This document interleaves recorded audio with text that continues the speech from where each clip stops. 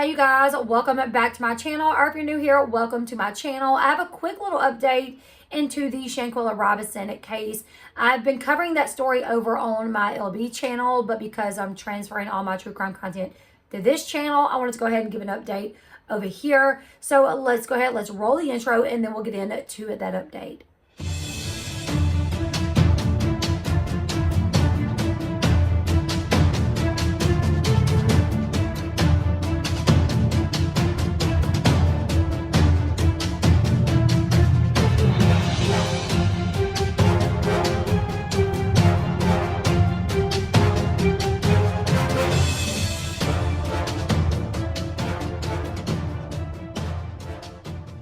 Okay, you guys, so I hate to say this, but the update that we're going to talk about today is not a good one, and it's actually a confusing one. It's one that is leaving me really bothered in terms of our justice system and people not getting justice. So as you guys know, last October, Shanquella Robinson, who is 25 years old, she's from North Carolina, she went on a vacation to Cabo. She arrived there with 6 of her friends, one being one of her best friends. It was a guy that was supposedly one of her best friends. A day later, she would be found dead in the rental property where the group was staying. Now, her friends would call her mom and tell her mom that she died of alcohol poisoning, which was really confusing because her mom had just spoke to her the day before, or hours before, and she sounded fine. She was very happy. She did not even seem to be under the influence, and she wasn't that big of a drinker according to her family.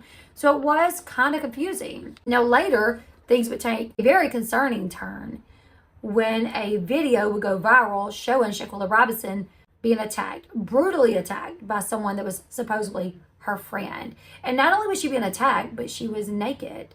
And then a death certificate would claim that she had a spinal cord and neck injury, which would be consistent with being attacked.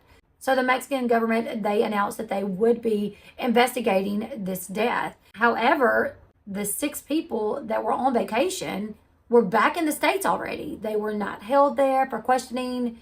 They were allowed to come back to the States the same day that her body was found. Now, according to Shanquella Robinson's family and their attorney, they say that Mexican authorities went through the proper channels, investigated this the way that they needed to investigate it. They issued an arrest warrant for someone that they feel is responsible for the death of Shanquella Robinson. They are trying to go through the process of having that person extradited here. But one thing that we were all kind of banking on is our government, the U.S. government, saying, hey, you cannot go to another country as U.S. citizens with another citizen, kill that U.S. citizen, and come back over here. It's kind of like Shanquella Robinson's family, their attorney, Sue Ann, said, you can't go over there, commit a crime, and come back over here to the States and say, I'm on base, I'm safe, and nothing happened. That should not be how things work. If that's the case, whenever a husband or a wife decides they want to kill their spouse, they can just book a romantic vacation and take them to another country and off them over there and come back and say, whoop, I'm safe, you can't touch me. So I know me, for instance, I was really thinking that our government would do something about this. Even if they did not move forward with pressing charges for murder, they could at least get this woman for assault. Because that video is so abundantly clear that she assaulted Shanquella. She was dragging her around by the hair of her head. The definition of assault is pretty simple. If someone touches you in a way that you are not okay with. And I mean, clearly, you can see that's what was happening in this video. Now, the family has said throughout the U.S. government investigating this, they have been left in the dark. They feel like efforts to bring their daughter's killer to justice were basically stalled. Like the government really didn't care that much about it. And now, following what they claim, what the government claims was a federal investigation into this case, they're announcing that no federal charges will be pressed on anyone in connection to Shanquella Robinson's death. The U.S. Department of Justice would release a statement, and in that news release, they would say that available evidence does not support prosecution, which the only evidence that I even need is that video that shows there that, it doesn't show her murdering her, but it does show that she committed a crime by assaulting Shanquella. And at the very least, I feel like they could go after her for that. Shanquella Robinson's family's attorney, Sue Ann, would talk about the autopsies. How one autopsy that was done in Mexico through their investigation initially showed that she went into cardiac arrest. However, it would later show that there were the neck injuries. But then the U.S. government, they would do an autopsy after Shanquella was already embalmed. So this was a compromised autopsy. The attorney said that through this autopsy, after her body had already been embalmed, they don't have access to certain organs. The friends were saying that she died of alcohol poisoning. So if they had access to her liver or certain organs, they could rule that out. Another test that they could not run were toxicology tests because she had already been embalmed. There was no blood left in her to run that type of test. I think it makes a lot of sense that if you have done an autopsy after a body has been embalmed, but there is another autopsy out there, then you should probably go by the first autopsy, right? I mean, the first autopsy shows that she had neck injuries. And now this one is showing that it doesn't, but it was after she was embalmed. I don't know. To me, it seems like it would make the most sense that you would just go with the first one.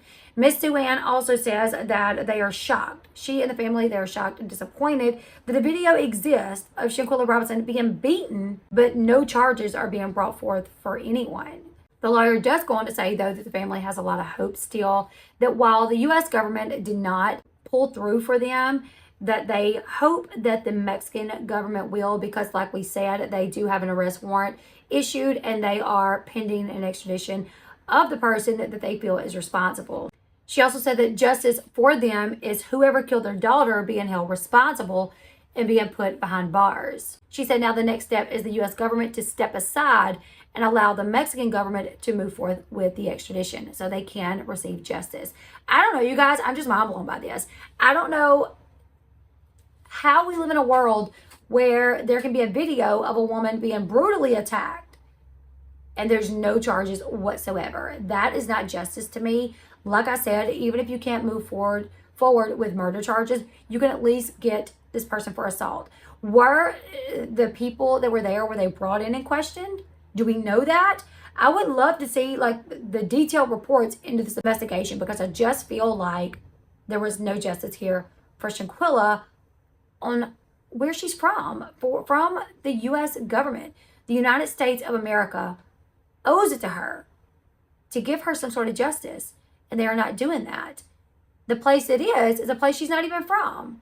So shout out to the Mexican government for trying to do what's right and actually bring Shanquella, her family, a little bit of peace by giving them justice. Are you guys as shocked as I am to see that the U.S. government is not even trying to press any charges at all on the woman who was caught on video beating Shanquella just hours before she was found deceased? You guys, let me know your thoughts in the comment section below. Make sure you give this video a huge thumbs up. Subscribe to the channel if you haven't yet. I would love to have you as a part of my channel. And until next time, I'll see you guys later. Goodbye, everyone.